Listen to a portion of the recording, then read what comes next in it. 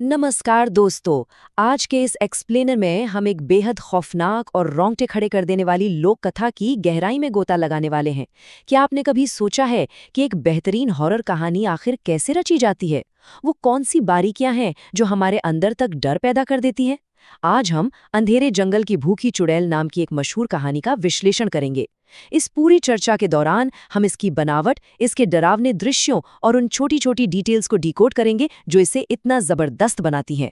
तो चलिए माहौल बनाते हैं और इस रोमांचक सफर की शुरुआत करते हैं। अगर आपको रात में रोने की आवाज सुनाई दे तो कभी पीछे मुड़कर मत देखना। जरा सोचिए, रात का गहरा सन्नाटा हो और अचानक ये आवाज आए। घुसबम्स आ गए ना? ये एक ऐसा डर है जो इंसानों के अंदर बहुत गहराई में बसा है। ठीक है, तो चलिए अब इस कहानी के अंदर चलते हैं और देखते हैं कि लेखक ने इस खौफ को एक सिलसिलेवार कहानी में कैसे पिरोया है। पहला हिस्सा, सुनसान गांव का रहस्य, आधी रात का दृश्य। देखिए, कहानी की शुरुआत बहुत ही क्लासिक तरीके से होती है। रात के ठीक 12 बज रहे हैं, मूसलाधार बारिश हो रही है और एक छोटा सा गांव एक घने अंधेरे जंगल के बिल्कुल किनारे पर बसा हुआ है। बारिश की तेज आवाज और जंगल का वो अजीब सा सन्नाटा, ये सब मिलकर तुरंत एक ऐसा माहौल तैयार कर देते हैं जहां इंसान खुद को कुदरत के सामने बिल्कुल लाचार महसूस करने लगता है। अब गांव वालों के बीच फैली ये अफवाह कोई आम बात नहीं है, बल्कि यही पूरी कहानी का आधार है। यहाँ सबसे गौर करने वाली बात है उस चुड़ैल के आने का समय, अमावस्या। अमावस्या यानी चांद के बिना वाली वो घुप अंधेरी रात।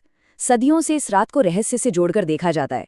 ये स्पेसिफिक टाइमिंग कहानी में एक अलग लेवल का सस्पेंस भर देती है, क्योंकि इससे पता चलता है कि खतरा हर रोज नहीं बल्कि महीने की सबसे अंधेरी रात को ही बाहर आता है। यहाँ हमारे सामने दो बिल्कुल अलग तरह के किरदार हैं। एक तरफ राहुल है जो पूरी तरह से मॉडर्न और प्रैक्टिकल है, उसे इन सब बातों पर बिल्कुल भी यकीन नहीं है। और दूसरी तरफ है रवि, जिसके अंदर एक स्वाभाविक आदिम डर है।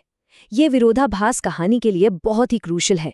आप खुद सोचिए, जब एक ऐसे इंसान का सामना किसी खौफनाक चीज से होता है जो उन पर विश्वास ही नहीं करता, तो वो झटका और भी ज्यादा जोरदार होता है ना। दूसरा हिस्सा, जंगल का भयानक सच, जब एक नास्तिक का सामना अलौकिक से होता है। यहीं से कहानी असल में अपनी रफ्तार पकड़ती है। जंगल के घने अंधेरे से एक औरत के रोने की आवाज आ रही है। रवि डर के मारे पीछे हटना चाहता है, लेकिन हमारा स्केप्टिक राहुल, वो अपनी टॉर्च लेकर सीधा उस आवाज की तरफ बढ़ने लगता है। वो हल्की सी टॉर्च की रोशनी उस भयानक अंधेरे में सुरक्षा का नहीं बल्कि खतरे का एहसास दिलाती है। अब यहाँ जो बात वाकई दिलचस्प है वो ये है कि लेखक ने विजुअल्स को कितने शानदार तरीके से इस्तेमाल किया है। वो औरत धीरे से सामने आती है, उसकी आंखें पूरी तरह से काली हैं, बाल इतने लंबे कि जमीन को छू रहे हैं और मुंह से खून टपक रहा है। यहाँ कोई अचानक डराने वाला जंप स्केयर नहीं है, बल्कि ये ऐसे विजुअल्स हैं जो धीरे धीरे आपके दिमाग में खौफ भरते हैं। और फिर वो डरावना सन्नाटा बस एक हल्की सी फुसफुसाहट से टूटता है। मुझे भूख लगी है।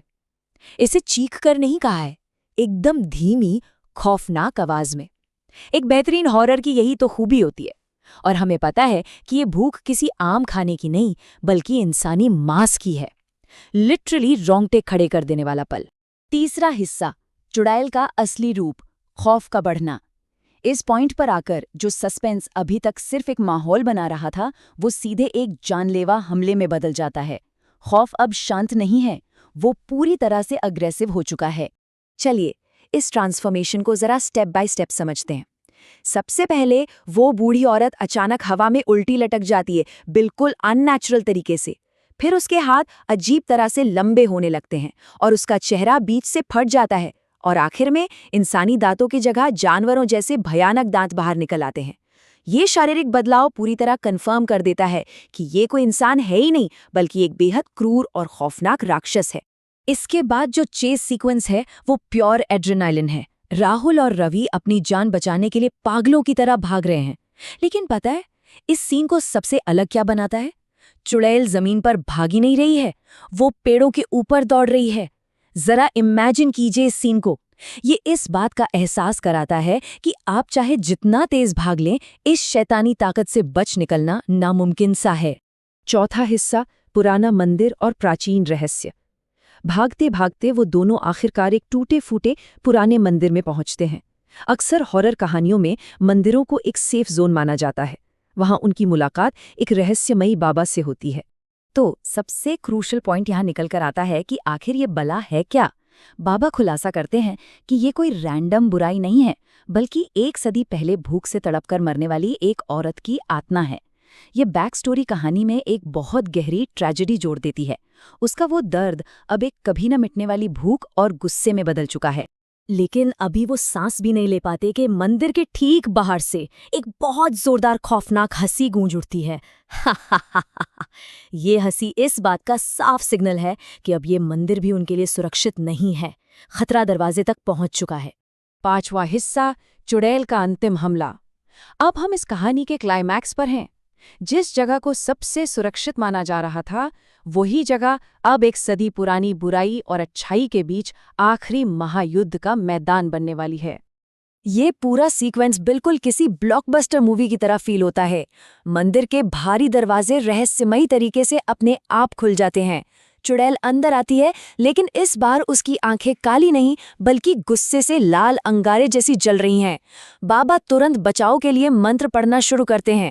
पूरा मंदिर ऐसे हिलने लगता है जैसे कोई भयंकर भूकंप आ गया हो, और आखिरकार वो चुड़ैल जोर से चीखती हुई आग की लपटों में जलकर भस्म हो जाती है। 6वां हिस्सा, अंत या एक नई शुरुआत। आग बुझ जाती है। अचानक सब कुछ बिल्कुल शांत हो जाता है। राहुल और रवि की जान बच गई है।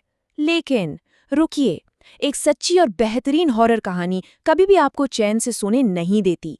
वो आपके दिमाग के किसी कोने में एक डर हमेशा के लिए छोड़ जाती है। और ये आखिरी सीन इस बात को कितनी शानदार तरीके से साबित करता है। जब राहुल पलटकर देखता है तो मंदिर की उसी दीवार पर खून से लिखा होता है, मैं फिर लौटूंगी। ये सिर्फ एक डायलॉग नहीं है, ये एक भयानक वादा है। ये उस तसल्ली को चकनाचूर कर देता है कि सब कुछ ठीक हो गया है।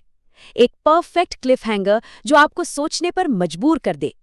तो इस पूरे विश्लेषण के बाद आखिर में ये सवाल आपके सामने है, अगर रात के घने अंधेरे में कभी रोने की आवाज सुनाई दे, तो क्या पीछे मुड़कर देखना कभी भी सुरक्षित है? राहुल ने मुड़कर देखने की गलती की थी और इसका क्या अंजाम हुआ, ये हमने अभी देखा। शायद कभी कभी किसी चीज को इग्नोर करना ही जान बचाने का सबसे अच्छा तरीका होता है। तो अगली बार रात के सन्नाटे में संभल कर रहिएगा। इस एक्सप्लेनर में हमारे साथ जुड़ने के लिए बहुत बहुत शुक्रिया। और हाँ, अगर कोई आवाज आए तो पीछे मुड़कर बिल्कुल मत देखिएगा।